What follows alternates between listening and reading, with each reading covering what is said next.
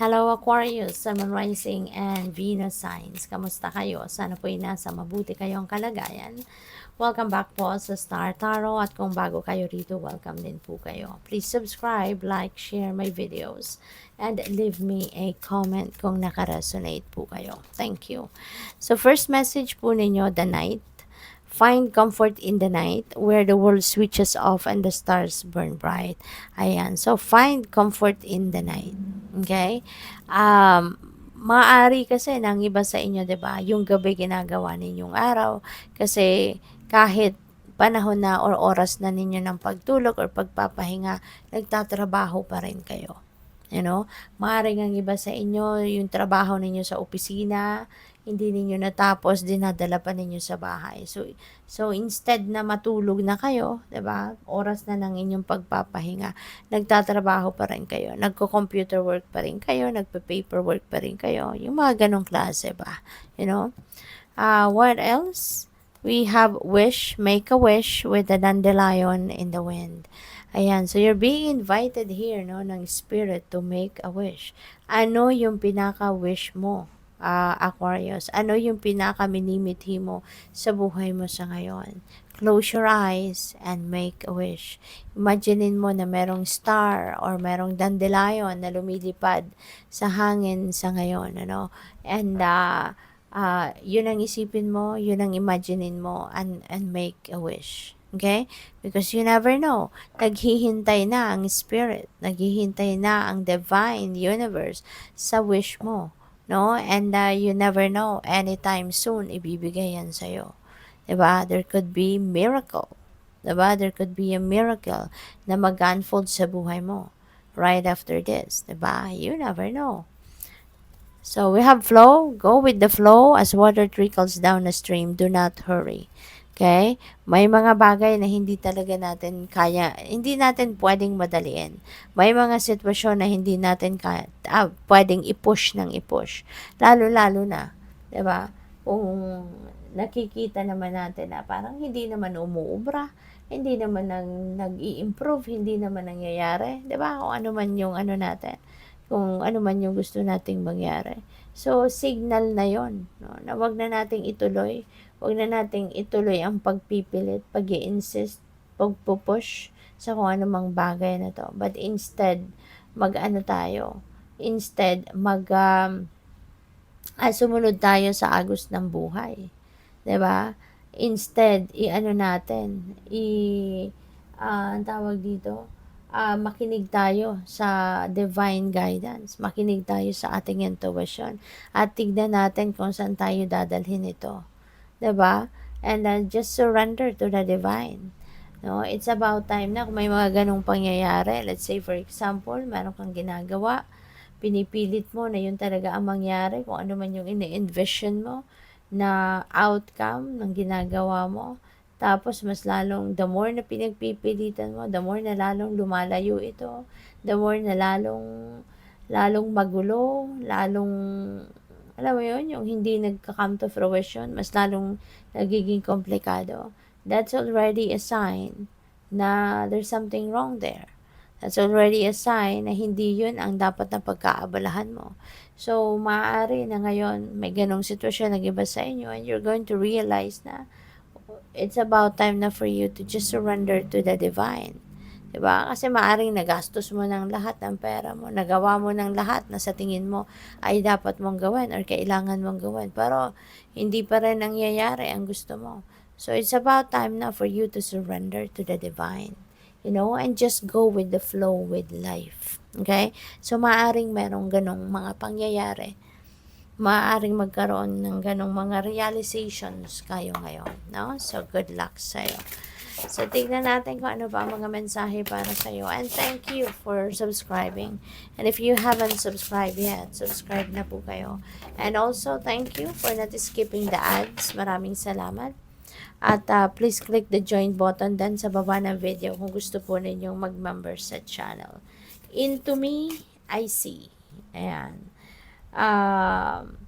So, siguro, ang iba sa inyo rito, tignan mo, may Merry motive din kayo. You know what? Itong dalawang ito, that is interconnected, no?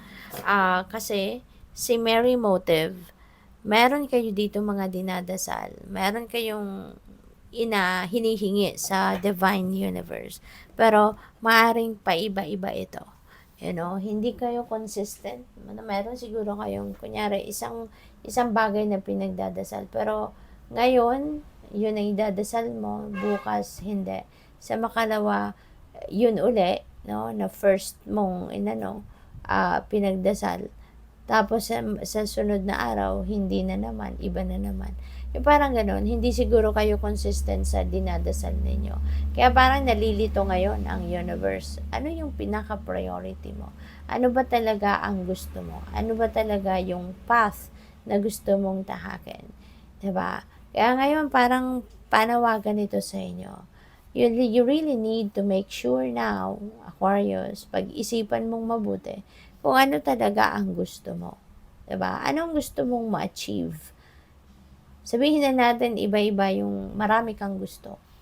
Pero ano yung pinaka-priority mo? Anong kumbaga on top of your priority na gusto mong ma-achieve, na gusto mong ma-experience sa buhay mo. 'Di ba? So, dapat focus ka siguro doon, or dapat maging malinaw ang pakikipag-communicate mo sa divine universe kung ano ang gusto mong mangyari. So that the universe can send you help, can send you support, doon sa kung ano ang pinaka-gusto mo. 'Di ba? So, and then into me, I see, this is you going to go deep within you. Maaring ito yung time na magsusolitude ka. Ito yung time na you're going to put yourself into stillness at magninilay, magmuni-muni, magko-contemplate kayo. 'Di ba? Mag-aano kayo, magko-contemplate kayo, tawag dito, you're going to do some kind of magdadissect kayo ng totoo ninyo nararamdaman, iniisip, plano sa buhay, yung mga ganon. And you will discover many things. Kasi when we are putting ourselves into stillness, kapag nagme-meditate din tayo, nagko-contemplate tayo, yung mga ganon, natatahimik, di ba? Tahimik tayo.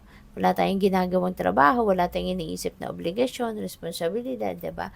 We're just focusing on ourselves.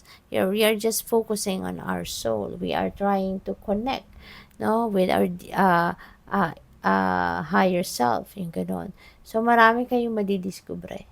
You're going to realize a lot of things dito na maaring ito yung magpapamulat sa isip ninyo. Kaya, do this, go deep within you, spend time by yourself, kausapin mo yung sarili mo, okay? Because there is power in solitude, there is power in stillness, and hopefully maramdaman ninyo yan sa ngayon kapag ginawa ninyo ito, na mag-retreat kayo, magmuni-muni kayo, magnilay-nilay kayo, okay? You can do that even in the comfort of your home. Diba? You just need a corner or a space na walang makakaistorbo sa'yo. Tender embrace. Wow. So, this is really beautiful. Maaari na meron ka ritong, you can feel the love, napipick up ko dito, you can feel the love and care ng mga tao sa paligid mo. Lalo-lalo na siguro ng person mo, kung meron ka ng partner sa buhay, kung meron ka ng asawa, pwede rin na this is your parent, this could be your mom, this could be your dad, na talagang ramdam mo ang kanilang pagmamahal sa iyo. This could be anyone sa buhay mo, kapamilya mo, mga kapatid mo, asawa mo, boyfriend mo, girlfriend mo, asawa mong babae. Depende sa inyong sitwasyon.